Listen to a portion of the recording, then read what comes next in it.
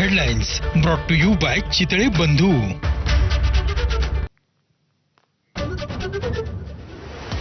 मतदार याद्यांचा घोळ समोर आल्याशिवाय आगामी निवडणुका घेऊ नका, ठाकरे बंधूंची आयोगाकडे मागणी.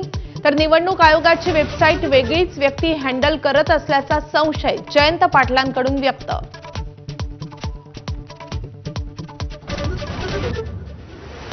इतके गोंधळलेले विरोधक मी जीवनात पाहिले नाहीत. निवडणूक आयोगावर बोट ठेवणाऱ्या विरोधकांवर मुख्यमंत्र्यांचा निशाणा.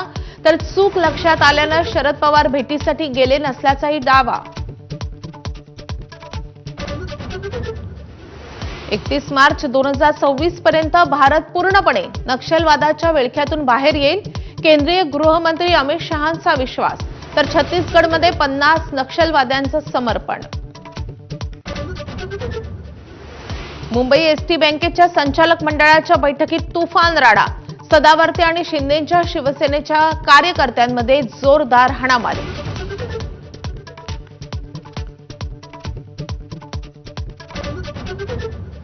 दिवाळीच्या तोंडावर राज्यात ठिकठिकाणी पावसाची हजेरी. अतिवृष्टीमुळे मेटाकुटीला आलेला शेतकरी आणखी अडचणीत.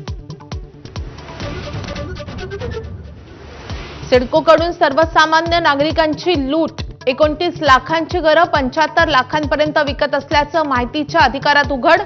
आमदार खासदारांच्या पंचतारांकित गृह प्रकल्पांचे दर मात्र सामान्य नागरिकांच्या घरांच्या दरांपेक्षाही कमी. एसटी कर्मचाऱ्यांना दिवाळी बोनस मिळावा या मागणीसाठी बेस्ट कामगार सेनेकडून वडाळा डेपोत आंदोलन. सणापूर्वी बोनस देण्याची कर्मचाऱ्यांची मागणी.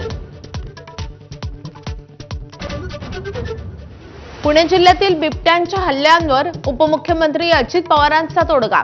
50 बिबटे वनतारात पाठवणार असल्याचं अजित पवारांकडून स्पष्ट.